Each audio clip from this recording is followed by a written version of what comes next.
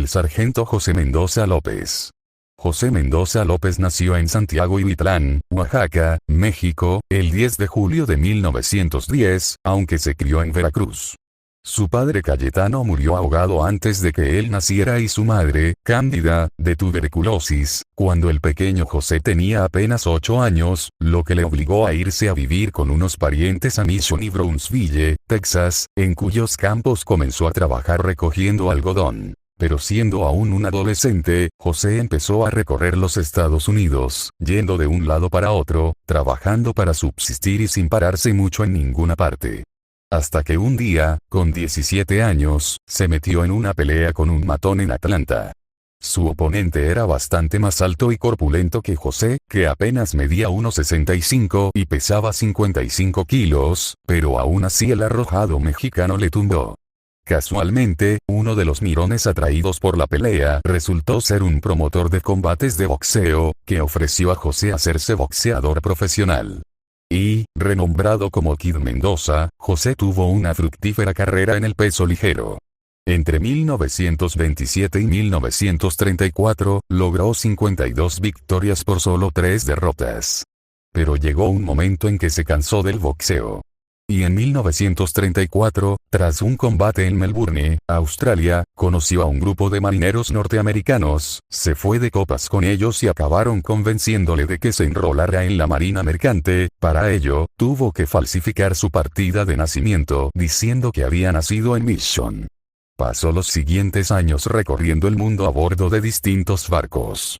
El ataque a Pearl Harbor, el 7 de diciembre de 1941, lo sorprendió en ruta de Hawaii a California. Al llegar a puerto, fue arrestado hasta que pudo demostrar que era mexicano y no japonés. En 1942, volvió a Brownsville, donde se casó con su novia Emilia Herrera y poco después se alistó en el ejército. Tras su adiestramiento en el fuerte Sam Houston, Texas, y Camp Roberts, California, José Mendoza fue asignado a la compañía K del 3 Batallón del 23 Regimiento de Infantería, 2 División, como operador de ametralladora. Enviado a Europa, estuvo estacionado varios meses en Irlanda del Norte, preparándose para el desembarco de Normandía. José desembarcó con el resto de su división en la playa de Omaha, la que más resistencia alemana presentó y donde más bajas aliadas hubo de las 5 donde tuvo lugar el desembarco. Resultó herido leve y rechazó recibir tratamiento o ser evacuado para continuar peleando con sus compañeros. Pudo ser peor, ya que una bala alemana impactó en su cartuchera, sin herirle. Con ellos luchó en Saint-Lô, en la toma de Brest y en otras acciones en Francia y Bélgica, y su brillante comportamiento le valió el ascenso a sargento y recibir el Corazón Púrpura y la Estrella de Bronce. Pero la acción que verdaderamente haría famoso al sargento Mendoza tuvo lugar unos meses más tarde, durante la última gran contraofensiva del ejército alemán, la Batalla de las Ardenas. El ataque a gran escala de las tropas alemanas a través de la región boscosa de las Ardenas, repartida entre Francia, Bélgica y Luxemburgo, comenzó el 16 de diciembre de 1944. Por aquel entonces, José y su compañía estaban en un pueblo belga llamado Krinkelt, a unos 150 kilómetros al este de Bruselas, y recibieron la orden de defender su posición ante la más que posible aparición de tropas alemanas camino de Amberes. Los soldados tomaron posiciones en las afueras del pueblo y José Mendoza, con su ametralladora Browning M1919 calibre 30, cubría el flanco derecho desde una trinchera fortificada. Sin embargo, el ataque alemán llegó por el flanco izquierdo. Sin pensarlo, el sargento agarró su ametralladora y salió corriendo para ayudar a sus compañeros.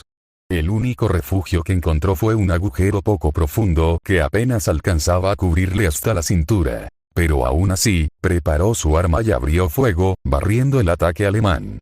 Poco después, Mendoza vio como entre la espesura aparecía un tanque alemán Panzer VI Tiger tras el cual avanzaban varios pelotones de infantería. Pese a que sabía que no tenía nada que hacer contra el formidable vehículo blindado y que la mayoría de sus compañeros habían retrocedido para hacerse fuertes en el pueblo, siguió disparando sin parar, concentrando su fuego en la infantería. Completamente solo, López resistió los intentos de los alemanes de flanquearlo y pillarlo por sorpresa. Un cañonazo del Tiger lo tiró al suelo, pero no estaba herido y enseguida se puso en pie y buscó un nuevo refugio desde el que seguir hostigando a los alemanes. Un segundo cañonazo del tanque lo derribó y le causó una conmoción, pero una vez más volvió a levantarse. Siguió cambiando de posición sin dejar de hacer fuego sobre las tropas alemanas. Solo cuando se le agotó la munición, retrocedió hacia las posiciones del resto de su unidad. No obstante, los alemanes, sea porque tenían prisa o porque no querían perder más hombres, pasaron de largo por Krinkelt, sin intentar tomarlo. En total, el enfrentamiento había durado desde las 11:30 hasta las 18:30 y en ese tiempo se estima que José Mendoza abatió al menos a 100 de soldados enemigos. Por esta acción, José Mendoza López recibiría la Medalla de Honor, la más alta condecoración del ejército norteamericano, el 18 de junio de 1945, de manos del general James A. Van Fleet, comandante del Tercer Cuerpo del Ejército norteamericano. Tras la guerra, Mendoza fue recibido como un héroe en Estados Unidos y también en México, donde el presidente Manuel Ávila Camacho le concedió la condecoración del Mérito Militar, la más elevada distinción militar mexicana. En una visita posterior, en 1948, el presidente Miguel Alemán Valdés le otorgaría la Orden Mexicana del Águila Azteca, aunque, estrictamente, es una distinción para extranjeros que han rendido servicios destacados a México. Se mudó con su familia a San Antonio, donde consiguió un empleo en el Departamento de Asuntos de los Veteranos. En 1949 volvió a alistarse y en 1950 fue enviado a la Guerra de Corea, donde combatió hasta que uno de sus superiores descubrió quién era y fue trasladado a la retaguardia, donde se encargó de los trámites de identificación y entierro de los soldados caídos. Más tarde fue trasladado a Japón, ejerció como reclutador y finalmente, encargado de mantenimiento en un depósito de vehículos, hasta que se retiró en 1973 con el rango de sargento mayor. Falleció a causa de un cáncer el 16 de mayo de 2005, con casi 95 años. Solo un año antes había fallecido su esposa Emilia, con la que había estado casado durante 62 años. Tuvieron 4 hijas, además de un hijo de un matrimonio anterior de Emilia. En su memoria, llevan su nombre una calle y un parque de Mission, Texas, además de un colegio en San Antonio. También hay una estatua suya en el Parque de los Veteranos en Brownsville. Está enterrado en el Cementerio Nacional del Fuerte Sam Houston.